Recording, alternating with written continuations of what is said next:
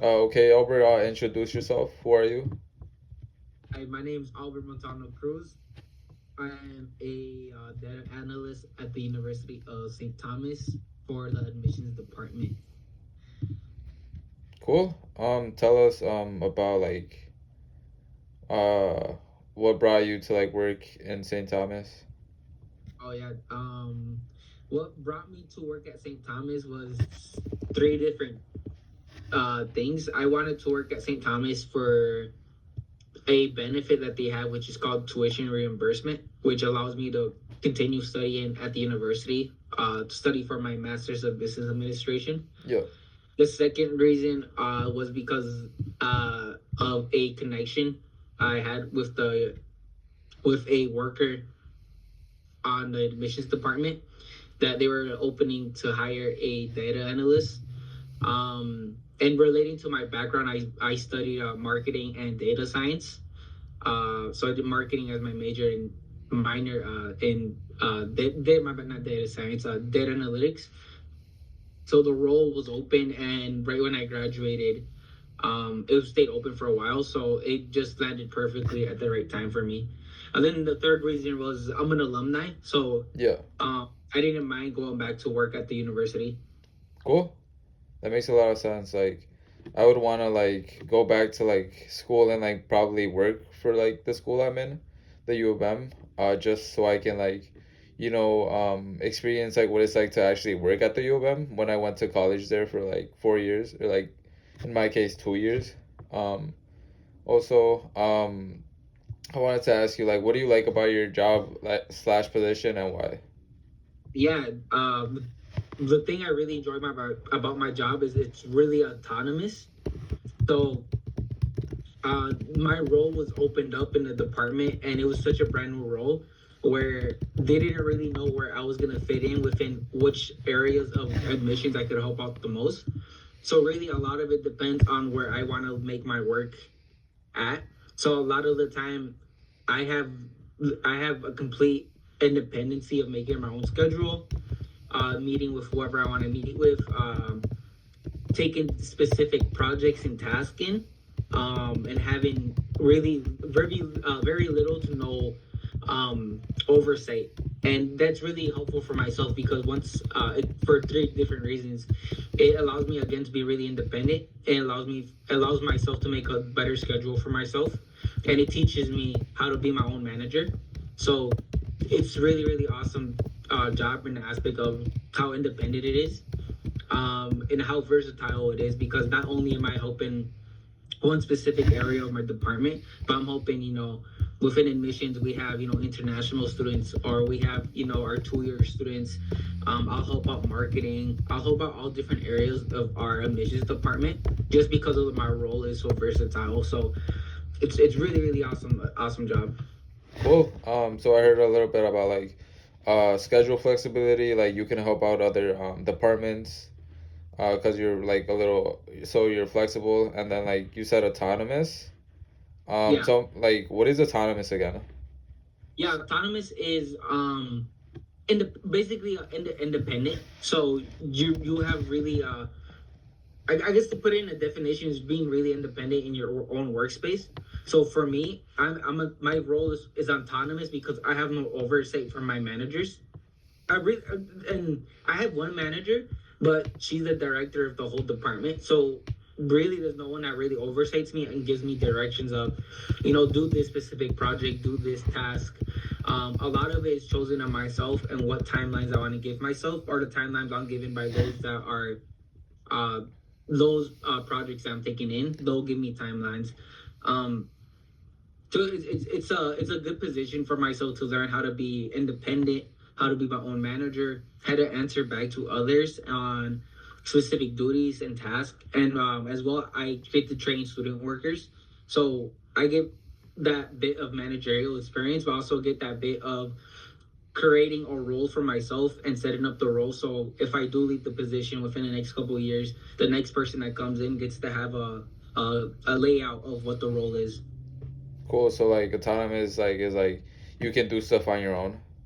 Basically, yeah, yeah. Okay. Cool. That makes sense. So what made you choose to work and what made you choose the work to work in this position? Yeah, my background definitely. So prior to working in the admissions department as a data analyst, I was working at Minnesota United and Minnesota Timberwolves doing both of sales and doing data analytics.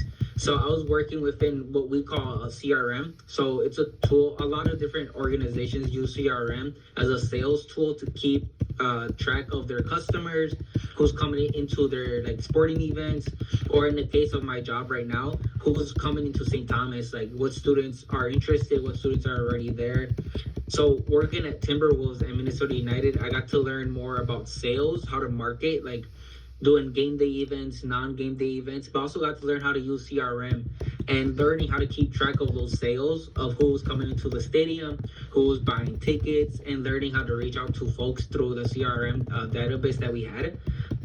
So that background I had was really specific to what my role is here at St. Thomas, and it really overlapped. The only difference I saw between that sporting position and what I do here in the admissions department as a data analyst, and being a data analyst, is that it's two different settings. Such as my internships that I had prior were all sports related, and this is more student focused. So two different areas, Yeah. but my how do I say it? My what's the word I'm looking for? Would you say like it's a different environment? Yeah, different environment, and the tools I learned from being in the sporting industry, Yeah. I got to bring over into the admissions department because Like I was carry over? yeah, I got to carry over because I'm using a similar database that we call Salesforce. So very similar to what we do over at Minnesota Timberwolves or Minnesota United. The only difference is that now I do a lot more report making. I do a lot more Excel sheets. I keep track of students. Um, I do a lot of processing of documents. I get to work on our Salesforce dashboard. So let's just assume somebody wants something fixed in their Salesforce, like a student's first name's not popping out for whatever reason. I'll Yeah. go in, I'll be able to fix it. So it's really technical, and it's really specific to what I was doing at the sports industry role. Cool. That makes sense. So like what skills do you need to be successful in this position? Yeah, some skills that I've seen in the last year that you would need to be successful is definitely having the background. So having that background of getting to learn databases like CRM or Salesforce databases really helps out because the interface is such a mess sometimes. So getting to learn how to navigate it really is helpful. So when you step into a role, you know what you're looking at. The second one is time management. I feel like time management just applies to every role a person has, or like for you, you know, you're looking for an internship or a full time role. Time management is really important, and you know, maybe you step into an internship and you have a lot of different mini projects, and learning how to balance them out is really helpful and something you can bring into different roles. So that's something I've learned in this job that is important, is how to manage my time, especially with no supervision. I thought it was going to be really easy to get like sidetracked, distracted, but I've done a really good job of just keeping track of all my things I need to do. And then the third thing is patience. I think it's just I always compare my role. If I want to compare it and make myself feel better, I compare it to when a soccer player joins a new team and they need time to adjust to the new team setting, the environment, the you know, maybe the other people around them. And then for me, I always tell myself, be patient with what I'm learning, and taking that with you to different roles will allow you to be less stressed and just to be more focused on learning on your own pace, which is really important because you want to learn everything about your job. So being patient is something that I've learned about this job, and knowing that I won't learn everything within the year, and I wouldn't learn everything within, there's so much to learn with being a data analyst. So just being patient and taking time with what I'm learning, so I don't, go into something and ruin a database that the whole university is using, right? Yeah. So like patient helps you like, be mindful of like, what like tasks to do and like how to like manage like a lot of like different tasks at once, I guess. In a way, yeah. I guess a quick way to put it is patience allows you to learn faster and at your own pace. Um, because then you don't have to rush it, right? So you get to learn something. You get to actually learn it instead of rushing it. Um, and then patience helps out with stress. So if you're more patient with yourself and not trying to rush into learning something, then you're gonna be less stressed in your job, which I think leads to more fulfillment and happiness within your role. Okay, that makes sense. That makes sense. So like another question, how do you use these competencies, critical thinking, leadership, communication, and how do they apply to your job? Damn, can you repeat that again, bro? Yeah, definitely. How do you use these competencies, critical thinking, leadership, Okay. communication, and how do they apply to your job? Yeah, definitely. So critical thinking is probably the most common thing that I think I would use in my role, as in the aspect of the decision making that I have. A lot of the time I'm given projects throughout, let's just assume within a 2 week span, I'm given three different projects. It takes a lot of critical thinking of which one is more important than the other, and also making that decision of saying no to a project and saying yes to specific projects that I can take on. So in aspects of not having a manager overlook me and choosing those projects for me, a lot of my critical thinking lies into my decision making of what to take in and what things I can handle for my role, and how to actually just say no to others when I know I already have a bunch of tasks on my plate. Okay. And leadership is really, really cool. I never had the experience of getting to work with student workers. So it's really fun and really awesome to manage student workers, getting to manage their hours, if they're actually coming into to our workplace. And also just seeing how they feel about the role. If anything's confusing to them, I get to help them out. It's a little scary, but it's also really cool to get that managerial experience and get to be a leader toward them. Because when they're confused, the first person they look to is me. And if I'm confused, I really have no one else. I'll look at myself and try to figure it out. But it's most important that if they're confused, they have someone to look at and ask those questions toward. So it's really cool, just having that leadership experience there. And what was the other two? Um, the last one was communication. Yeah, communication. So, communication is such an important tool to have within yourself, right? It's so important to keep track of what you're communicating to others, such as maybe you need to get something important out to another coworker, keeping track of what's being said, communicating deadlines, timelines, anything that's important that needs to go out. So in my role, since the admissions department is such a big area, it's so important that I keep track of all my communications, all my emails, anything I'm sending out to my student workers, anything I'm sending out to VPs, or I'm sending out to someone that is like another worker within the department. It's important to keep track of those because, um, so people don't get confused. People are in the right direction. All of our goals are aligned. So communication is an important aspect of just keeping your goals aligned. Cool, that makes a lot of sense. You said like that even though like you said you're like a touch point for like many of the workers that you work with and like you use like problem solving and critical thinking to like try to help them like even if you're like you might not know what solution or like what the problem they're like trying to solve is.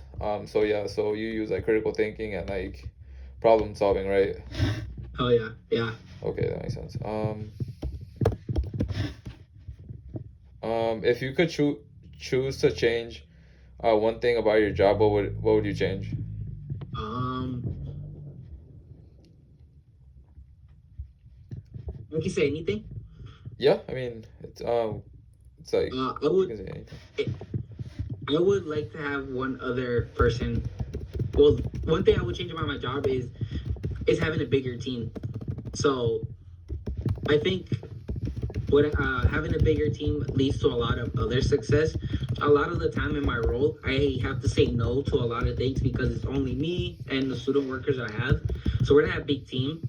So it's really difficult to take on all the things that I want to take on and actually do other projects that I have for myself that I want to complete. Um, so having a bigger team, so having another person or two other people would just be really important, not only for my stress management, but also just because we would have more time to be more successful in our deadlines and our timelines, and also just being innovative with our position. So having a bigger team is one thing I would change about my role.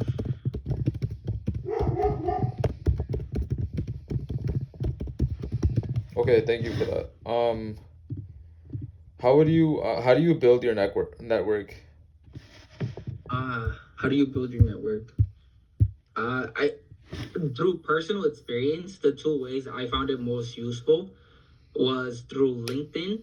So making a LinkedIn and just connecting with other people that you already know from maybe a part-time job that you have, maybe through student. I know a lot of colleges have student organizations, so student organizations or students that you meet in the classroom and adding them on LinkedIn is such a perfect way to get started on building your networking on LinkedIn. So that's a really crucial step as a college student and someone that's looking to go into the professional workspace. Then the second one is this is something that's a bit more difficult. I always recommend the people who are looking for work, internships, is to go to job fairs or go to career fairs, networking events. They're so common now in the Twin Cities. You'll see networking fairs, job fairs, internship fairs, every couple of months. And it's really important just to go talk to those people that are in HR, those are tabling at those events, and maybe other people that are just at the events and just getting a network with them. So it's really, really important for to network through those two different ways. The first way, I think the first way is more important because as a college student, you get to meet a lot more people. So it's fairly easy to just ask for a LinkedIn. Cool, that makes sense.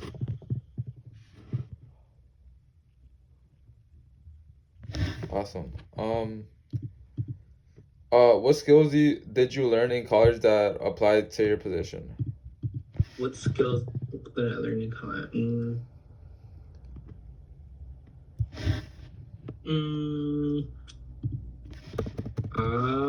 what do you mean? What skills? Like any type of skill? So like, so like, yeah, so like maybe like Microsoft Excel or like communication Oh, skills or like teamwork skills. okay. A lot. You're a marketing major, right? Yeah. One of the things that I think college taught me really well, and for business students, I think it does really well, is it teaches them how to work in groups really, really well. So a lot of the things I did in marketing, a lot of the courses I took, a lot of the final projects or midterms were projects. And projects is something you will work on in the professional workspace. Whether it's a coworker or you having to work with the coworker, you get to navigate that relationship with them and get to manage that timeline, that deadline. So I think uh, working in projects, working in groups, and getting to navigate relationships is something college taught me well. Yeah, I also have like experience working with group members, especially for like end of the year like presentations. I just think like having that experience is like really gonna help you or like in the workplace because you're like working with coworkers and you're like creating a relationship that'll help you like do your job better in the future. Yeah, and I think it also helps like I feel like in college it's so hard to tell another person, "Hey, do your work," right? Because and you don't want to tell somebody to do their work, but it's so easy to get in that mindset if you go into like a workspace into your job and you notice maybe a coworker's not doing their job. It's so much easier to tell him like, "Hey, like you got to do your job because it's your job." Whereas in a college, being in college, it's a little bit more difficult. So I've always found it a little bit more easier when working in groups or projects in like a job or something. So it's a good skill to have because then You'll go into the professional workspace and like you already have experience in working in groups. Yeah, that makes sense. Where do you see yourself in 10 years? I want to work in the sports industry as a data analyst, or I want to work in marketing in the sports industry. Cool. What's your favorite sport? Soccer. Awesome, same. Um, Nice, nice. yeah, I just feel like if if it's something you love and like you're truly passionate about, like it doesn't feel like work. So like I feel like Yeah, if like you find like something in like sports, like it'll help you like live like or even like help at you an like easier love life. your work, you know. 100%. Sports industry is fun. I don't know if you're looking into the sports industry. You should know a lot of sporting internships open up in December and January, bro. So keep that in mind. They're super fun to work at. Cool. I'll keep that in mind. Thank you. What are some challenges that you have faced in the workplace? Yeah, some challenges I faced in the workplace is managing relationships with different within the admissions department, and what I mean by that is managing timelines.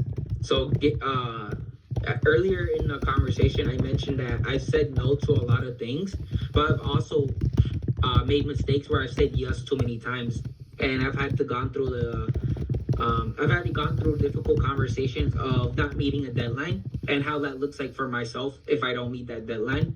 So an example of this is as about 2 weeks ago, my team, we have to process every student that applies to St. Thomas. We process their application.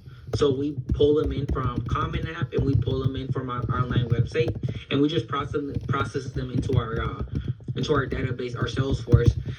And about 2 weeks ago, we were given an insane deadline of having to need to process, I think, over like 2,000 applications within 2 weeks.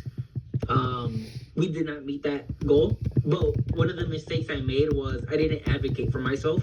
I didn't say no, give us more time. I thought we could handle it, me and my student workers, and in reality, I made a mistake. I put them under pressure, and they're students, so they suffered from it, and then I suffered from it because we didn't meet that deadline.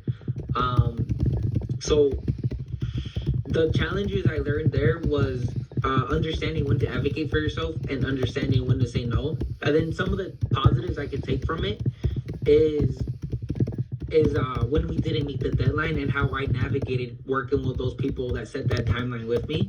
So even though it was a difficult conversation, we were able to navigate and figure out how to get more support to finish those applications that came in. So we were able to come up with a plan, and we finished everything within a week after the deadline. So those are some positives and negatives of it.